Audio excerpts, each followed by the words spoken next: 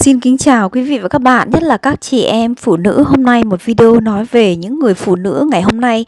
Rất nhiều người đang thành đạt nhưng nói chung là đa số có nhiều trường hợp không được hạnh phúc. Vậy lý do nguyên nhân tại sao mà những người phụ nữ thành đạt lại hay bị bất hạnh và hay sống trong sự cô đơn và muộn màng, cũng như là bị giống như là độc thân đấy các bạn. Đó thì hôm nay cùng với Zoom Vlog đi tìm hiểu có những nguyên nhân sau đây dẫn đến làm cho người phụ nữ thành đạt trong xã hội ngày nay hay bị sống cô đơn và bất hạnh và không hạnh phúc các bạn nhé. Lý do thứ nhất, phụ nữ thành đạt khiến đàn ông luôn sống trong trạng thái bất an. Xã hội ngày nay tuy lấy lại sự bình đẳng xã hội và tôn vinh quyền phụ nữ trong nhiều vai trò khác nhau, tuy nhiên vẫn có nhiều định kiến cũ về vai trò của phụ nữ, đặc biệt là văn hóa châu Á, trong đó có Việt Nam, thường nhìn nhận việc kinh doanh và những việc lớn là việc của nam giới, còn phụ nữ cần nội trợ trong nhà thôi. Thế nên phụ nữ thành đạt tuy được xã hội ngưỡng mộ, họ mang lại nhiều bất an cho người đàn ông sánh bước bên cạnh của mình.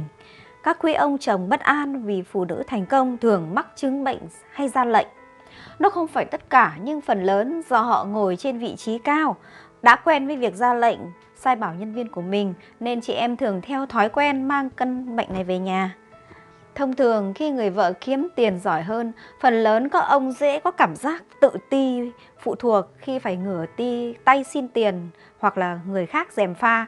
Có khi do người phụ nữ nắm quyền sắp đặt mọi việc khiến người đàn ông cho rằng mình bị xem thường. Thế là mâu thuẫn bất đồng lâu ngày không được giải quyết rốt ráo, dẫn đến sự đổ vỡ không cứu vãn được. Có không ít người phụ nữ luôn cân đong đo đếm với chồng mình ai là thành công hơn ai, luôn nhìn thấy sự vất vả thành quả của mình mà không nhìn nhận điều tốt đẹp của chồng. Chính điều này đẩy hôn nhân đến vực thẳm, người chồng nảy sinh tâm lý mình bị xem thường và dễ dàng ngoại tình hơn.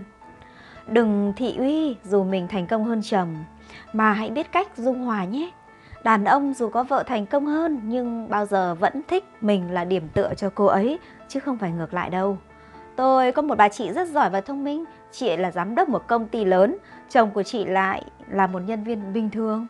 Ban đầu anh chồng cũng rất là vui vì có vợ giỏi, vì nhà xe cộ tất cả mọi thứ đều do vợ sắm hết. Chồng chẳng cần phải làm gì, lương chồng ít hơn lương vợ. Nhưng rồi mọi thứ trở nên xấu đi khi đồng nghiệp bạn bè của anh chồng cứ trêu chọc. Dựa hơi của vợ sướng nhở, chắc ở nhà vợ nói 1, nghe 1, vợ nói 10, phải nghe 100.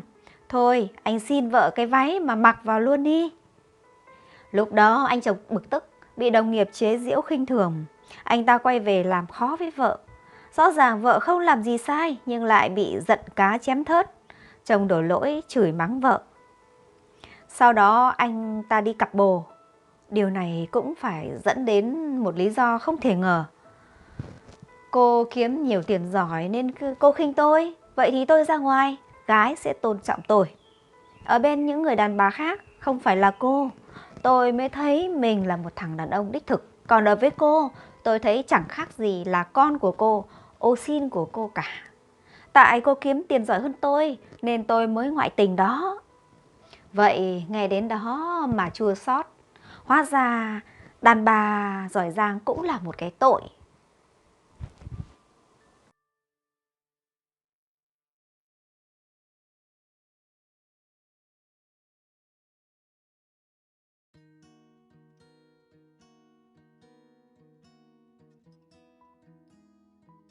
Ý thu hút bởi gắn kết những nét nữ tính của người phụ nữ cơ. Phụ nữ thành đạt thì lại quá mạnh mẽ và giỏi giang đến mức dường như đàn ông chẳng có cơ hội chứng tỏ bản thân mình. Tôi từng xem một chương trình hẹn hò thực tế. Xem trong tập cuối thì tôi chép miệng thở dài. Phụ nữ độc lập giỏi giang sẽ trở thành một người phụ nữ cô đơn sao?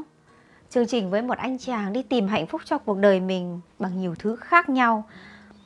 Từ 20 cô gái tham dự chọn ra, người cuối cùng đi tới hạnh phúc. Khi còn lại 2 người phụ nữ, anh đã chọn chị gái hiền lành, dịu dàng.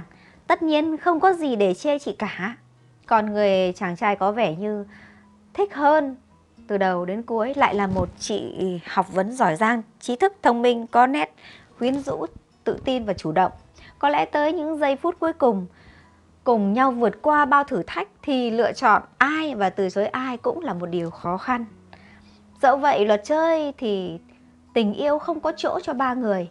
Anh chàng độc thân phải đưa ra quyết định và tham khảo ý kiến của mẹ. Người mẹ đã khuyên con trai rằng những người phụ nữ mạnh mẽ thường không hướng về gia đình, kể cả có hướng đi chăng nữa thì không chịu nổi, họ sẽ bứt ra mà không thương tiếc đâu con ạ. Trong khi những người phụ nữ yếu đuối hơn thì cần gia đình, họ sẽ luôn ở gần bên chồng mình, dù cuộc sống có khó khăn đến bao nhiêu. Phụ nữ thành đạt thường quá mạnh mẽ, mà sự mạnh mẽ quá mức lại thường đi đôi với nỗi cô đơn. Bởi vì bạn biết sao không? Khi phụ nữ càng giỏi, họ càng tự tin vào bản thân của họ, dẫn đến việc họ sẽ đòi hỏi nhiều hơn ở những người xung quanh, như là cộng sự, nhân viên, con cái, đặc biệt là người đàn ông cuộc đời mình. Họ dễ bị gặp thất vọng khi không nhận được kết quả mong muốn, rồi cứ thế mải miết đi tìm đối tượng phù hợp và lâm vào tình trạng lắm mối tối lòng không đó. Người phụ nữ độc lập thường quen một mình chịu đựng và đương đầu với áp lực trong cuộc sống. Cũng vì không có ai để chia sẻ cùng áp lực đó mà khiến họ trở nên căng thẳng và cô đơn hơn. Dần dà nếu không tự cân bằng, họ sẽ mắc kẹt trong một vòng luẩn quẩn độc lập và cô đơn và độc lập. Phụ nữ mạnh mẽ thường cô đơn vì họ nghĩ rằng mình không cần ai. Bởi khi có sức mạnh về tài chính, họ sẽ bắt đầu trở lên bất cần. Người phụ nữ bị phụ thuộc. Mỗi khi cần mua sắm một món gì đó, cô ấy cần phải nũng nịu với người đàn ông của mình. Còn đối với phụ nữ thành công thì nắm trong tay tiền bạc, chẳng việc gì họ phải làm điều ấy. Tâm lý đàn ông luôn thích che chở và bảo vệ cho người phụ nữ yếu đuối, biết nũng nịu dựa dẫm một chút, nên khó thích những cô nàng kiêu hãnh và mạnh mẽ. Nhưng mà chị em ạ, mạnh mẽ vốn là thứ mặt nạ được người ta mang nhiều nhất hơn là cả niềm vui và hạnh phúc. Đâu ai muốn phô diễn nỗi buồn thất bại hay những đớn đau đâu. Cũng chẳng ai muốn chia sẻ lòng mình cho người khác, nhất là khi không ai sống hộ cuộc đời mình cả. Còn đám đông vẫn luôn khoái trá, cười nhạo, bắt nạt những ai yếu đuối đó. Mạnh mẽ đôi khi không phải là bản chất, mà chỉ là điều ta bắt buộc phải làm. Để có thể sinh tồn, thành công và tiến lên, ai cũng phải cất đi những gì là yếu đuối. Người mạnh mẽ nhất rốt cuộc chỉ là người giỏi che giấu nhất mà thôi. Lý do thứ ba, người phụ nữ thành đạt khá bận rộn, có khi không có thời gian cho gia đình nữa. Ở một công viên nọ, một người đàn ông ngồi cạnh một người phụ nữ trên một ghế băng gần sân chơi. Cậu con trai đó, người đàn ông chỉ vào một cậu đang chơi trên cầu trượt, mặc áo len màu đỏ. Cậu bé nhìn mới đáng yêu làm sao, người phụ nữ nói như vậy.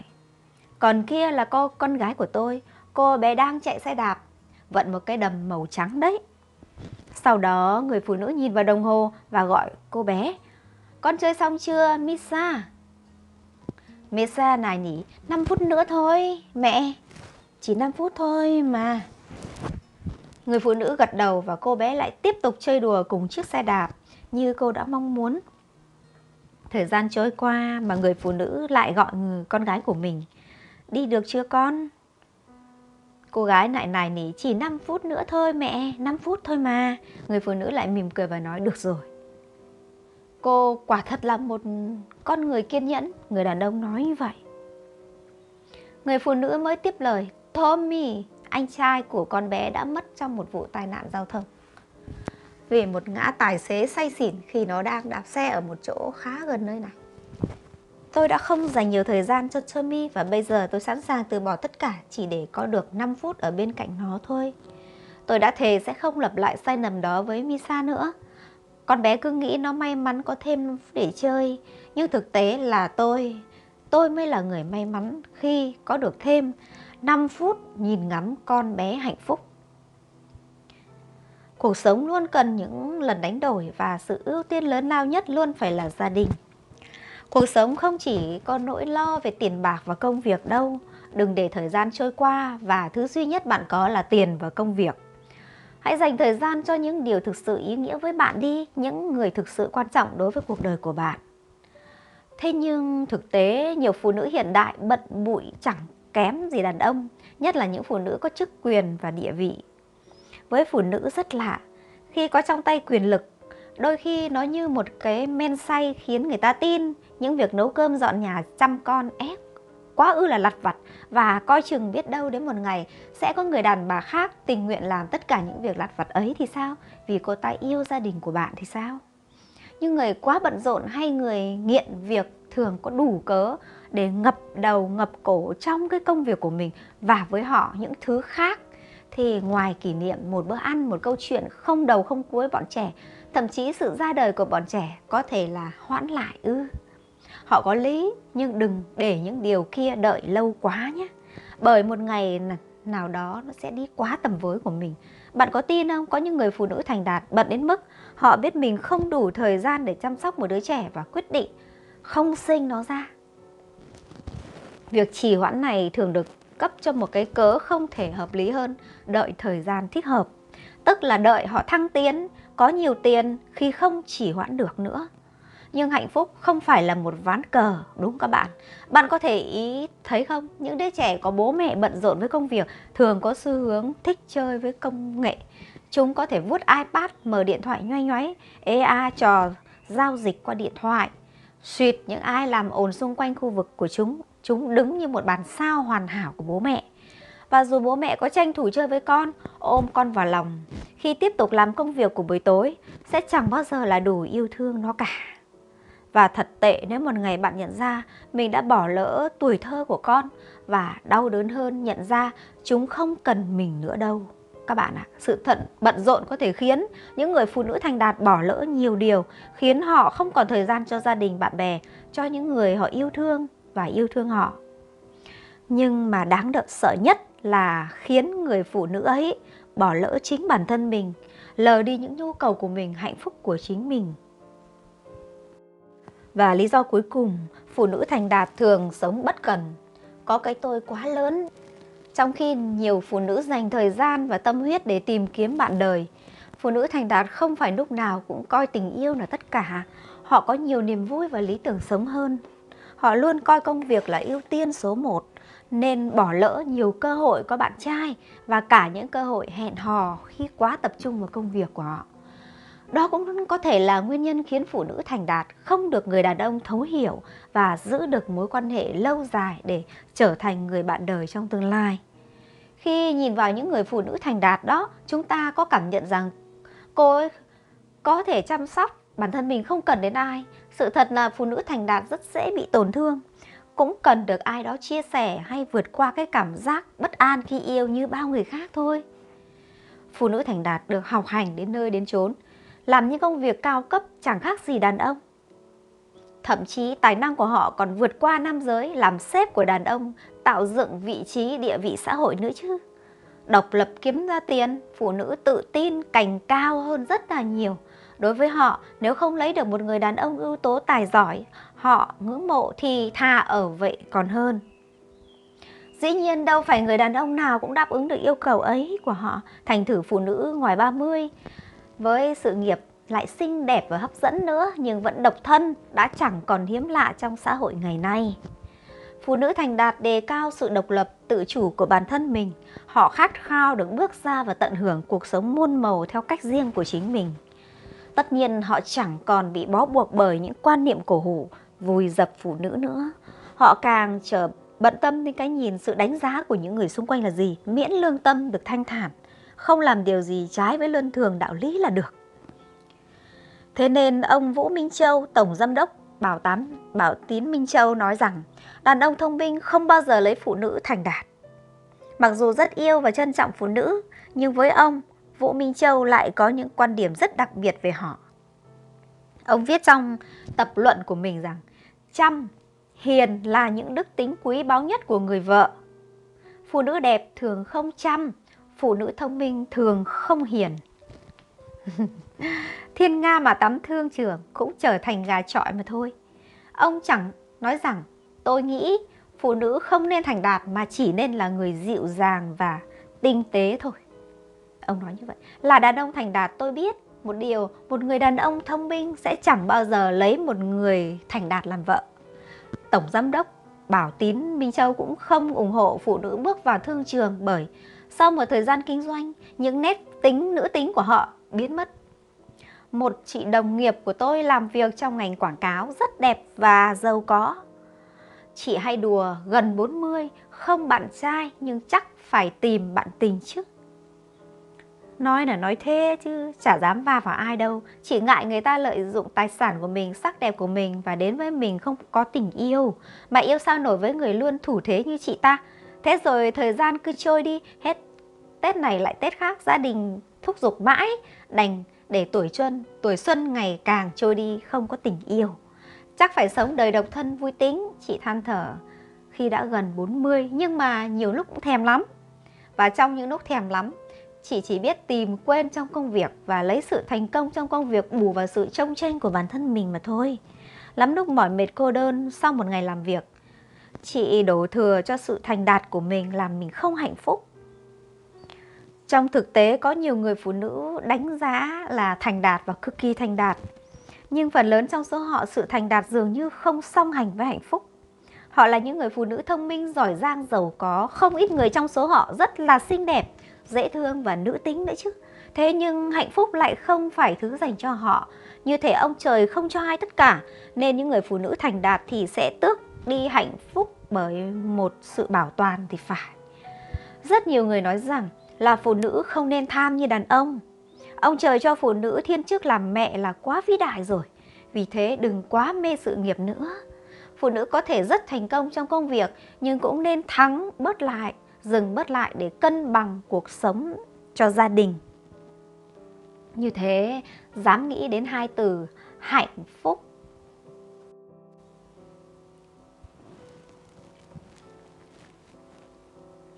Vâng, quý vị thân mến, đằng sau sự thành công của một người đàn ông luôn có bóng dáng người phụ nữ. Vậy, bây giờ đằng sau sự thành công của người phụ nữ là ai? Không ít phụ nữ thành đạt, nhưng nếu người chồng, đôi khi là cả con cái không chia sẻ thấu hiểu nhau, thì gia đình sẽ đổ vỡ và luôn cho là lỗi của người phụ nữ. Vâng, thật là khổ tâm quá phải không ạ? Nhưng trong cuộc sống vẫn có rất nhiều người phụ nữ vừa thành đạt lại vừa hạnh phúc đấy thôi. Và thật khó bảo rằng là như thế nào là người phụ nữ vừa thành công lại vừa chu toàn được hạnh phúc gia đình. Cần nhất vẫn là những người trong cuộc phải biết cân đối bản thân và dùng trí tuệ của mình để lèo lái con đường và con thuyền hạnh phúc. Đừng để nó bị chệch vào những vùng bão tố không có lối thoát. Hãy luôn nhớ rằng đằng sau sự thành công của người phụ nữ là gia đình. Vì vậy, chị em đừng bao giờ đẩy mình vào thế phải đánh đổi gia đình để lấy sự nghiệp. Tôi ví dụ như này, một người vợ khiêm tốn an ủi chồng, thành đạt, kiếm được nhiều tiền hay không còn do vận may nữa. Anh là người có năng lực và thời vận anh chưa đến đây thôi. Vâng, chắc chắn đấng mày râu và những ông chồng khi nghe những lời khuyên như vậy, những khuyến khích như vậy chẳng bao giờ bị tự ái cả. Hãy cho người bạn đời của mình biết rằng là cần yêu thương và cần hỗ trợ trong công việc như thế nào. Một người chồng kề vai sát cánh với mình, người phụ nữ nào cũng vừa thành công trong sự nghiệp vừa chu toàn cuộc sống gia đình. Và đó là ước mơ của rất nhiều người phụ nữ, một giấc mơ có thể thực hiện được các quý vị ạ. Và nhớ này, dù có bận rộn đến mấy thì thỉnh thoảng phải nấu được những bữa cơm ấm cúng, tự tay làm những món bất ngờ cho chồng con ăn. Hoặc là nhân một dịp lễ nào đó đưa ô tô du lịch cho cả gia đình để bù đắp những ngày bận rộn. Đó là khoảnh khắc mà hâm nóng tình cảm tốt nhất. Những người phụ nữ thành đạt thì họ thường rất tỉnh táo và khôn ngoan trong công việc, nhưng không phải ai cũng đủ sự khéo léo để kiên nhẫn để ứng xử mối quan hệ trong gia đình. Chính vì vậy, hay vì quá cứng nhắc hay là vô tâm, hãy biết cách ứng xử khôn ngoan làm một người phụ nữ vừa thành công vừa hạnh phúc. Cảm ơn các quý vị và nhất là các chị em phụ nữ đã nghe video ngày hôm nay. Xin cảm ơn, chào, hẹn gặp lại trong video tiếp theo.